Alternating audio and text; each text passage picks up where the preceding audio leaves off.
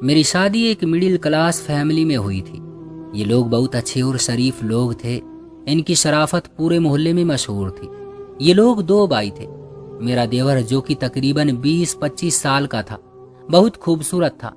मुझे याद है कि मैं शादी वाले दिन जब अपने कमरे में बैठी अपने पति का इंतजार कर रही थी तो मेरे पति की बजाय पहले मेरा देवर मेरे पास आया और बोला, भाभी आप बहुत खूबसूरत लग रही हो।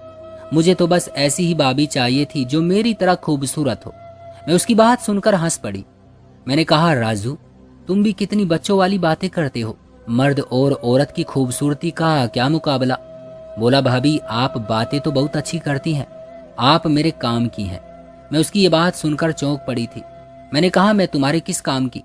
तब उसने नजरें चुराते हुए कहा, बस ये तो मैं आपको बाद में बताऊंगा।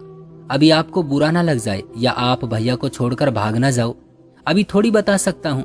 मैं उसकी बात सुनकर और ज्यादा शक में पड़ गई। मैंने कहा, ऐसी भी क्या बात है कि जो तुम मुझे बताओगे तो मैं अपने पति को छोड़कर जाने पर मजबूर हो जाऊंगी। बोला कि बस बात ही ऐसी है। फिर कहने लगा कि मैं तो मजाक कर रहा था। मुझे उसकी अजीबोगरीब हरकतें वाकई में परेशान कर रही थी। फिर वो मेरे कमरे से चला गया। मैं वाकई में अपने पति का इंतजार कर रही थी, उसके बारे में सोच रही थी, पर अब मैं उनके बारे में नहीं सोच रही थी। मुझे मेरे देवर ने परेशान कर रखा था। बहरहाल वो अभी मेरे कमरे से निकल ही रहा था कि मेरा पति कमरे में दाखिल हुआ। पति ने देवर को मेरे कमरे से जाता देख लिया था। इन दोनों ने आपस में बड़ी अजीब नजर से एक दूसरे को देखा। फिर मेरा पति अंदर आते ही मुझसे बजाय कोई और बात करने के सीधा ही मेरे देवर के बारे में पूछने लगा। बोला कि राजू यहाँ क्या करने आया था। मैंने कहा, कुछ नहीं, बस हालचाल पूछने आया था। बोला, सच बताओ वो क्या कह रहा था तुम्हें। मैंने कहा कि आपका भाई है, बस ऐसी ही बात कर रहा था कि मैं बहुत खूबसूरत हूँ। ये सुनते ही मेरा पति आग बबूला हो गया और बोला, इस नालायक की यही हरकतें हैं जिनकी वजह से मैं इससे गुस्सा खाता हूँ। फिर माँ कहती है कि तुमने मेरे लाडले बेटे को धमका दिया। मैं अपने पति के कड़वे शब्दों और गुस्से पर हैरान रह गई कि कोई अपने छोटे भाई के बारे में ऐसी बात कैसे कर सकता है। मैंने तो खामोशी धार ली। सोचा कि शायद मुझे दिखाने के लिए गुस्सा कर रहे होंगे। ऐसी कोई बात होगी नहीं, पर मैं गलत थी। शादी की अगली ही सुबह मेरी सास और मेरा देवर टेबल पर बैठे खाना खा रहे थे कि तभी मैं और मेरा पति भी वहां गए। मेरा देवर नजरें झुकाए बैठा था। मेरे पति को देखते ही डर गया। मैं समझी कि शायद छोटा भाई होने की वजह से बड़े भाई से डरता होगा, पर यह डर बड़ा ही अजीब सा था। अक्सर लोग अपने बड़े भाई से भी इस तरह नहीं डरते जैसा कि राजू अपने बड़े भाई यानी मेरे पति से डर रहा था। मेरे पति जल्दी ऑफिस चले गए। पीछे मैं और मेरी सास और मेरा देवर ही घर में रह गए। सास किचन में काम कर रही थी, मैं बाहर ही बैठी हुई थी। तभी मेरा देवर मुझसे कहने लगा, भाभी आप जब फ्री हो तो मेरे कमरे में आइएगा, मुझे आपसे एक बहुत जरूरी बात करनी है। मैं अपने देवर की बात सुनकर शक में पड़ गई। मुझे अपने पति की बातें याद आने लगी। कल रात ही उन्होंने मुझसे कहा था, देखो राजू है तो मेरा भाई, पर मुझे वो अपनी हरकतों की वजह से बिल्कुल भी पसंद नहीं है। तुम मुझसे जितना दूर रह सकती हो दूर ही रहना। मुझे अपने भाई का कोई भरोसा नहीं है। मैं अपने पति की बातें सुनकर सोचती कि मेरे देवर में आखिर ऐसा क्या है। वो है भी कम उम्र, फिर मेरा पति क्यों आखिर ऐसी बातें करता है। फिर मैंने सोचा कि शक करने का फायदा नहीं है, मैं अपने देवर से बात पूछ लेती हूँ। हो सकता है कि वो मुझसे नॉर्मल बात करना चाहता हो। मुझे शक नहीं करना चाहिए। वैसे भी कोई इतना गिर तो नहीं सकता कि अपनी भाभी से बदतमीजी करे। यूं मैं उसके कमरे में चली गई, मगर जब मैं उसके कमरे में गई तो उसका कमरा खाली था, वहां कोई भी नहीं था। मैं हैरान होने लगी। इससे पहले कि मैं उसके कमरे को अच्छी तरह देख पाती, जो कि कुछ अजीब सा लग रहा था, कमरे की अलमारी ऐसे बंद की गई थी जैसे वो मुझसे कुछ छुपाना चाहता हो। मैं उठकर अलमारी के पास गई। अलमारी के पट से अंदर झांका तो वहां सुर्ख लाल रंग का दुपट्टा पड़ा हुआ था, या फिर कोई और चीज थी। इससे पहले कि मैं अलमारी खोलकर देखती, कमरे में मौजूद बाथरूम का दरवाजा खुला और मेरा देवर बाहर निकला। मुझे देखकर परेशान हो गया। बोला, भाभी आप अभी आ गई। मैंने तो कहा था जब आप फ्री हों, मेरा मतलब है शाम या रात के वक्त। नहीं, मेरा सुकून उड़ जाता है जब तक मुझसे जो बात कही गई है वो की ना जाए, तो मुझे आराम नहीं आता। मैंने कहा तो मेरा देवर बाहर देखने लगा। बोला कि अभी तो माँ इधर आना जाए, भैया अभी ऑफिस गए हैं, अगर अचानक आ गए तो क्या होगा। मैंने कहा, राजू ऐसी भी क्या बात है जो तुम दूसरों के सामने नहीं करना चाहते, मुझे बताओ, मुझे अजीब सा लग रहा है। मेरी बात सुनकर वो अब मेरे सामने बेड पर बैठ गया। उसका अंदाज मुझे शक में डाल रहा था और कुछ परेशान भी लग रहा था। फिर उसने अपनी जेब में हाथ डाला, एक खाकी रंग का लिफाफा निकाला और कहने लगा, ये आप रख लें। मैंने देखा तो उस लिफाफे के अंदर 2-2 हजार के कई नोट थे। मेरी आंखें मारे हैरत के फट पड़ी। मैंने कहा, राजू तुम अपनी भाभी को इतने पैसे किस लिए दे रही हो? क्या तुम्हें मुझसे कुछ चाहिए? मैंने हैरत से पूछा था। अब तो मैं कंफ्यूज हो रही थी। कहने लगा, नहीं भाभी, मुझे आपसे कुछ नहीं चाहिए। जब चाहिए होगा तो आपको जरूर बता दूंगा। बस आप मेरा एक काम कर दीजिए, मुझे आपकी मदद की जरूरत है। मैंने वो पैसे ले लिए, लेकिन मेरा देवर ये नहीं बता रहा था कि मैं वो पैसे कहाँ रखूं, खर्च करूं या ना करूं। बोला कि बस आप ये पैसे अपने पास रखें, मैं आपको वक्त आने पर काम बताऊंगा। अभी मैं उससे पूछ रही थी कि मेरी सास ने मुझे आवाज दी। मजबूरन मुझे देवर के कमरे से उठकर बाहर आना पड़ा। मेरी सास ने दिन का खाना पका लिया था। वो मुझसे खाना खाने का कह रही थी। मैंने कहा, माँ जी मैं तो इस वजह से परेशान हूँ कि इस घर की हवाएं अजीब सी है। सास बोली कि क्यों, क्या हुआ? क्या तुमसे राजू ने कोई बात की है? मैं हैरान थी कि हर कोई राजू की बात क्यों करता है।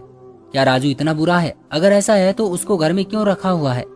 अब मैं अपनी सास को ये भी नहीं बता सकती थी कि मेरे देवर ने मुझे पैसे दिए हैं। ऊपर वाला ना करे कोई ऐसी वैसी बात हो जाए तो लोग सबसे ज्यादा कसूरवार लड़की को ही ठहराते हैं। खैर, मैंने खामोशी से अपने देवर की अगली बात का इंतजार किया। तकरीबन 2-3 दिन बाद जब मेरा पति एक बार फिर किसी काम से शहर से बाहर गया, मेरी सास भी काम में बिजी थी। मेरा देवर चुपके से मेरे कमरे में आया और बोला, भाभी मुझे आपसे जरूरी बात करनी है। मैंने कहा, हाँ राजू, तुमने मुझे बात तो बताई नहीं। तुम रोज आते हो, कहते हो कि तुम्हें मेरी मदद चाहिए, पर बताते नहीं कि क्या मदद चाहिए। भाभी आप ऐसा करें, ये मेरा नंबर है, मुझे इस पर मैसेज कर दें। मैं माँ के सामने ये बात नहीं कर सकता। ऐसा ना हो कि माँ मुझे बुरा समझे। आपको तो पता है भाई पहले ही मुझसे नफरत करते हैं। हालांकि मैं उनका छोटा भाई हूँ, मैं भी उनकी इज्जत करता हूँ, पर न जाने क्यों वो मुझसे नफरत करते हैं। मुझे मालूम नहीं था कि उसकी बातों का जवाब क्या है या कसूरवार कौन है। खैर, मैंने देवर का नंबर रख लिया। बोला कि मैं दूसरे कमरे में जाऊंगा तो व्हाट्सएप पर मैसेज कीजिएगा, और हाँ आप जाकर माँ के सामने ही बैठ जाएं, उनके साथ किचन में मदद करें ताकि उनको ये शक न हो कि मैं आपसे कोई बात करने आ गया हूँ। माँ को भी यही लगता है कि मैं कोई आवारा और लोफर हूँ। मैंने कहा, ठीक है, मैं तुमको मैसेज करती हूँ। मेरा देवर दूसरे कमरे में चला गया। तभी मेरी सास कमरे में आई और बोली, तुम किससे बात कर रही थी? मैंने कहा, माँ जी राजू आया था। ये सुनकर मेरी सास के माथे पर बल पड़ गए और वो बोली, क्यों आया था राजू? क्या वो तुमसे कोई बात कर रहा था? मैंने कहा, जी नहीं, वो कह रहा था कि मेरे फोन में कोई मसला है तो वो ठीक कर दे। मेरी सास ने कहा कि तुम आइंदा उससे कोई बात नहीं करना, ये लड़का तुम्हें खामखा परेशान करेगा। मैंने कहा, नहीं माँ जी, आज तक उसने मुझसे ऐसी कोई बात नहीं की, आप फिक्र ना करें। खैर, वो अपने कमरे में चली गई। मैंने जाकर किचन में खाना बनाना शुरू किया। आज मुझे इस घर में आए हुए 15 दिन हो गए थे। अब मैं किचन का काम संभाल रही थी। मेरी सास के जाने के बाद मेरे देवर का मैसेज आया, भाभी मैं आपसे कुछ बात करूंगा तो आप ध्यान से सुनिएगा। मैं और किसी से ये बात नहीं कह सकता। दरअसल आप मुझे अपनी तरह की लगी हैं, इसलिए आपसे ये बात कर रहा हूँ। भाभी मैं हर महीने के तकरीबन 2-3 लाख रुपए कमाता हूँ। मैं अपने देवर की बात सुनकर हैरान रह गई। पैसे कमाने वाले की तो घर में इतनी इज्जत होती है, मैंने दिल में सोचा। और ये लोग राजू की कोई इज्जत ही नहीं करते थे। मेरे पतिदेव पूरा दिन ऑफिस में होते थे, शायद इसलिए राजू ने झूठ बोला कि वो 2-3 लाख रुपए कमाता है। नौकरी तो मेरा पति भी करता था। फिर राजू ने बताया कि वो वाकई 2-3 लाख रुपए कमाता है, पर घरवाले फिर भी उसकी शादी नहीं कर रहे। उसके पास काफी सारा पैसा है, तकरीबन 30-40 लाख रुपए उसने जमा कर रखे हैं, पर घरवाले कहते हैं कि जब तक तू अपना घर नहीं बनाएगा हम तेरी शादी नहीं करेंगे, क्योंकि तू अपनी पत्नी के साथ इस घर में नहीं रह सकता। राजू की बात सुनकर मुझे सख्त हैरत हुई थी। ये घर अच्छा खासा था, 2 मंजिला था, फिर कैसे उसकी पत्नी यहाँ नहीं रह सकती थी? और कोई माँ अपने बच्चे के साथ ऐसा कैसे कर सकती है? मैंने राजू से पूछा कि ऐसा क्यों है, तो कहने लगा, माँ ऐसा नहीं चाहती, पर भाई को लगता है कि मैं वैसे ही कहता हूँ। मेरे पास कोई रकम नहीं है। अब आप खुद बताएं भाभी, क्या मैं वो सारे पैसे भैया को पहले ही दे दूं ताकि वो अपने बेकारे कारोबार में लगाकर मेरे पैसे भी उजाड़ ले? मैं उसकी बात सुनकर हंस पड़ी।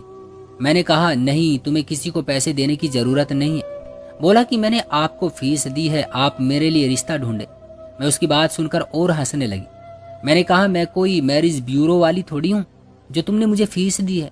मैं फीस लेकर काम नहीं करूंगी। तुम ये पैसे वापस ले लो, मैं तुम्हारे लिए कोई ना कोई रिश्ता ढूंढ ही लूंगी, और दोबारा ऐसी बात ना करना। मुझे किसी चीज की जरूरत नहीं। मेरा देवर कहने लगा कि वो ऐसा नहीं करेगा। मुझे फीस दिए बगैर वो रिश्ते के लिए नहीं कह सकता। मैंने उसकी बहुत मिन्नत की कि वो पैसे वापस ले ले। बोला कि मेरे पास काफी पैसा है, मुझे 50,000 से कोई फर्क नहीं पड़ता। आप 50,000 की रकम अपने पास रख ले, उसके बाद आप जो कहेंगी मैं वैसा ही करूंगा, मगर मेरी शादी करवा दे। मैंने कहा चलो ठीक है, मैं अपने आसपास में देखूंगी, अगर कोई रिश्ता हुआ तो तुमको जरूर बताऊंगी। मैंने अपनी बहन का नाम सोच लिया था कि मैं अपनी बहन से अपने देवर का रिश्ता करवाऊंगी। मेरा देवर इस कदर खूबसूरत था कि जो भी लड़की उसको देखती उस पर मर मिटती थी। आखिर इतनी खूबसूरती के बावजूद भी उसे रिश्ता क्यों नहीं मिल रहा था, यही बात तो मुझे समझ नहीं आ रही थी। शाम हुई, मेरा पति मेरे घर आया। मैंने कहा कि आप लोग राजू की शादी क्यों नहीं करते, राजू बड़ा हो गया है, अच्छे खासे पैसे भी कमाता है। ये देखकर मेरे पति ने मुझसे मेरा फोन छीन लिया। बोले कि अच्छा, राजू ने तुमको भी कोई ना कोई बात बता ही दी होगी, या फिर तुमने उससे पूछा होगा तो उसने बताया होगा कि वो 2-3 लाख रुपए कमाता है। वो तो सबसे यही कहता है। मैं अपने पति की बात सुनकर परेशान हो गई। अच्छा, तो क्या राजू झूठ बोलता है? हाँ, झूठ बोलता है। उसके पास इतने पैसे नहीं है जितने वो जाहिर करता है, और तुम उसकी बातों में मत आना, अपनी किसी सहेली से बात ना कर लेना उस निकम्मे के रिश्ते के लिए। मैंने कहा सहेली क्यों, मैं अपनी बहन के रिश्ते की बात करूंगी ना राजू के लिए। राजू अच्छा लड़का है। ये सुनकर मेरे पति की ठोड़ी पर बल पड़ गए। क्यों भाई, तुम क्यों अपने रिश्ते खराब करोगी? राजू को कोई भी लड़की मिल जाएगी, तुम अपनी बहन की वजह से इतनी परेशान मत हुआ करो। मैं अपनी साली का रिश्ता खुद करवाऊंगा। मैंने कहा मुझे अपनी बहन के रिश्ते की फिक्र नहीं है, मुझे अपने देवर की फिक्र है। अच्छा लड़का है, वो दोनों एक साथ जिंदगी गुजारेंगे तो खुश रहेंगे। फिर मेरे पति ने कहा ये तो वैसे अच्छाई की बात होगी कि अगर तुम मेरे भाई का रिश्ता करवा दो, पर मुझे नहीं लगता कि कोई भी लड़की इससे शादी करने को तैयार होगी। तुम्हें अभी कुछ नहीं पता, तुमको दुनिया की हवा नहीं लगी ना, इसलिए तुम ऐसा कह रही हो। अगले दिन मुझे वैसे भी अपने मायके जाना था। मैं गई, मैंने जाकर अपने माँ बाबा से ये बात की। मैंने कहा कि मेरा देवर बहुत खूबसूरत है, अच्छी खासी रकम कमाता है, घरवाले उसकी शादी नहीं कर रहे। अगर आप लोग कहें तो मैं अपनी छोटी बहन के लिए अपने देवर का रिश्ता ले आऊंगी, वो बहुत अच्छा लड़का है। मेरे माँ बाबा खुश हो गए। मैंने अपनी बहन को भी बताया कि मेरा देवर बहुत खूबसूरत है, मैं तुम्हारी शादी उसके साथ करवा दूंगी, तुम हमेशा खुश रहोगी मेरे घर में। मेरी बहन भी मुस्कुराने लगी, पर अभी तक उसने मेरे देवर को नहीं देखा था। उसकी खुशी से अंदाजा हो रहा था कि वो मेरे देवर की तारीफ सुनकर बहुत ज्यादा खुश हुई है। खैर मैं वहां से अपने घर आ गई। माँ बाबा ने कहा अगली बार तुम अपने देवर की तस्वीर भी ले आना, हमने तो उसे शादी में ठीक से देखा भी नहीं था। वैसे भी अभी शादी को दिन ही कितने हुए हैं, 2-3 महीने ही तो गुजरे हैं। माँ बाबा की बात भी सही थी। मैंने कहा कि मैं अगली बार आऊंगी तो अपने साथ तस्वीर भी लेती आऊंगी, आप लोग उसे देखेंगे तो यकीनन आपको वो बहुत पसंद आएगा। मेरी बहन कहने लगी कि मैं इंतजार करूंगी दीदी, मेरे पास फोन नहीं है, पर मैं अपनी सहेली के फोन से देख सकती हूँ। अगर उसकी कोई फेसबुक आईडी है तो मुझे बता दो, मैं उसे फेसबुक पर देख लूंगी।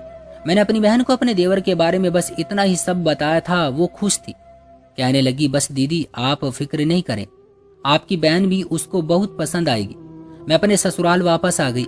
मैंने जाकर अपने देवर को भी ये बात बताई कि मेरी बहन तुमसे शादी करने को तैयार है, बस मैं तुम्हें उनसे मिलवा दूंगी तो फिर तुम देखना कि वो सब लोग कितना खुश होते हैं। ये बात जब मैंने अपनी सास को बताई तो वो भी बहुत खुश हुई। बोली कि बस बेटी मैं सोचती थी कि मेरे बेटे को कभी कोई अच्छा रिश्ता नहीं मिलेगा, इसलिए मैं भी ऐसा रूखा फीका रवैया रखती थी, वरना तुम तो जानती हो कौन माँ होती है जो अपने बेटे के रिश्ते पर खुश न हो। मैंने पहले भी अपनी कई सहेलियों की बेटी के रिश्ते इस घर में लाए और वो लोग इसको देखते, इसकी हरकतों को देखकर यहाँ से चले जाते हैं। मैंने कई बार अपने बेटे से कहा कि तुम ये सब कुछ छोड़ दो, पर ये अपनी हरकतों से बाजी नहीं आता। मैंने अपनी सास से कहा कि ऐसी भी क्या हरकत करता है वो, कि आप लोग उसकी शादी भी नहीं करना चाहते। बोली कि बस ये तुम्हें खुद ही पता चल जाएगा। मैं खामखा अपने बेटे की बुराई नहीं करना चाहती, हर कोई मुझे दुविधा में रखे हुए था। मैं चुप थी, लेकिन सोचा था कि चलो जैसा भी है, मेरे देवर की शादी हो जाएगी तो वो खुद ब खुद अपनी पत्नी की इज्जत भी करने लगेगा, उसे मोहब्बत भी देगा। अगले ही हफ्ते मैं अपनी बहन के पास दोबारा गई। मेरी माँ भी इंतजार कर रही थी। मैंने कहा कि मैं आज अपने साथ अपने देवर को भी लेकर आई हूँ, आप लोग इसे एक ही बार देख लें ताकि आपको तसल्ली हो जाए। मेरा देवर ड्राइंग रूम में बैठा था। माँ बाबा आए, उससे मिले और उसे देखकर बहुत ज्यादा खुश हुए, पर मैंने अभी तक अपनी बहन को अपना देवर नहीं दिखाया था। काफी देर गुजर गई थी, मेरी बहन भी आई कमरे में। उसने मेरे देवर को देखा और खुश होकर वापस आ गई। मैंने देखा उसके चेहरे पर चमक थी, पर फिर मैं खुश हो गई, लेकिन ये खुशी कुछ वक्त की थी। 1 घंटे बाद जब दोबारा अपनी सहेली के साथ मैंने उसको देखा तो वो बहुत परेशान लग रही थी। उसके चेहरे का रंग उड़ा हुआ था। मैं अपनी बहन के पास गई। मैंने कहा, क्या बात है? कहने लगी, दीदी मुझे माफ कर दो, पर मैं इस लड़के से शादी नहीं कर सकती। वाकई इसकी हरकतें ऐसी हैं कि कोई औरत भी बर्दाश्त न करे। मैं सुनकर हैरान रह गई। मैंने कहा, अब तुम भी ये पहेलियां बुझाना बंद करो। मेरा पति और मेरी सास पहले ही इसी तरह की बातें कह कहकर मुझे परेशान करते हैं। भगवान जाने कि इस बेचारे में ऐसा भी क्या ऐब है कि लोग रिश्ता देखकर इनकार कर देते हैं। तब मेरी बहन बोली कि मैं तो ये बात खुद भी नहीं जानती थी, पर मुझे अनन्या ने बताई। अनन्या मेरी छोटी बहन की सहेली थी जो हर वक्त अपने फोन पर बिजी रहती थी। अनन्या ने बताया कि मेरा देवर फेसबुक और टिकटॉक पर बड़े ही मशहूर नाम के साथ जाना और पहचाना जाता है। मैंने कहा कि ये तो बड़ी अच्छी बात है, पर फिर जब मैंने अपने देवर की वीडियो देखी तो मेरा सर शर्म से झुक गया। मेरा देवर तो लड़की बनकर फेसबुक और टिकटॉक पर न सिर्फ ये कि लोगों को हंसाता था, बल्कि लड़कियों की तरह नाच गाना भी करता था। ये बात सुनकर मुझे बहुत हैरत हुई थी। मैं ये देखकर परेशान हो गई। मैंने कहा, मुझे तो नहीं मालूम था कि मेरा देवर ये सब कर रहा है। अगर ऐसा है तो फिर हम उसके साथ रिश्तेदारी नहीं करेंगे। मैं उससे बात भी करूंगी कि ये सब क्या है। मेरी बहन बोली कि दीदी इस सब का कोई फायदा नहीं है। जो लड़के इन बातों में पड़ जाते हैं फिर वो अपना और कुछ नहीं करते, बस वो इन्हीं कामों के होकर रह जाते हैं। मेरी बहन मेरे इस रिश्ते से इनकार कर गई। मैंने जाकर अपनी ननंद, अपने देवर और अपनी सास को ये बात बता दी तो मेरी सास ने जूता उठाया और अपने बेटे को मारने लगी। बोली कि ये बड़ा स्टार बना फिरता है, कई बार इसे कह चुकी हूँ अपनी हरकतें छोड़ दे, इसका कोई फायदा नहीं है। जहाँ से इतने पैसे तो मिलते हैं पर इस सब की कोई इज्जत नहीं है। लड़का अपने जानदार तन और मजबूत इरादों से पहचाना जाता है। आजकल के लड़के लड़कियां बनकर फेसबुक पर वीडियो तो बना लेते हैं, पर ये नहीं सोचते कि उनके माँ बाप पर क्या गुजरेगी, वो कितनी बेइज्जती महसूस करेंगे। मेरे देवर ने जब ये सुना तो वो भी बहुत परेशान हुआ, क्योंकि अब उसे इस सब की वजह से घर पर बहुत ज्यादा ताने मिलने लगे थे। मैंने कहा कि भाई तुम अगर चाहो तो अपनी अच्छी खासी सूरत बिगाड़ने की बजाय कुछ अच्छा काम भी कर सकते हो। तब मेरे देवर ने अपनी सारी वीडियोज डिलीट कर दी थी, क्योंकि वो भी इस काम से और इस पहचान से तंग आ चुका था। जितने पैसे कमाए थे उनसे एक कारोबार शुरू कर दिया और अपना लड़की वाला हुलिया भी छोड़ दिया। अब कोई मेरे देवर को नहीं जानता, क्योंकि इस बात को 1 साल गुजर चुका है और इसकी कोई भी वीडियोज इंटरनेट पर मौजूद नहीं है। मैं खुश हूं कि मैंने अपनी बहन का रिश्ता अपने देवर के साथ कर दिया। कम से कम लोगों की बातें सुनी और एक औरत का रूप कुछ वक्त तक धारने के बाद वो एक रहमदिल इंसान बन चुका था और मेरी बहन को बहुत खुश भी रखता था। ईश्वर सभी को सही रास्ते पर चलाए, क्योंकि इंसान के पास सही रास्ता ना हो तो पैसा इंसान को समाज में इज्जत नहीं दिला सकता। क्यों दोस्तों, सही कहा ना मैंने? आपकी क्या राय है इस कहानी के बारे में? कमेंट बॉक्स में हमें जरूर बताइएगा। वीडियो को लाइक कर दीजिए और चैनल को सब्सक्राइब कर लीजिएगा। मिलते हैं अगली वीडियो में, तब तक के लिए धन्यवाद।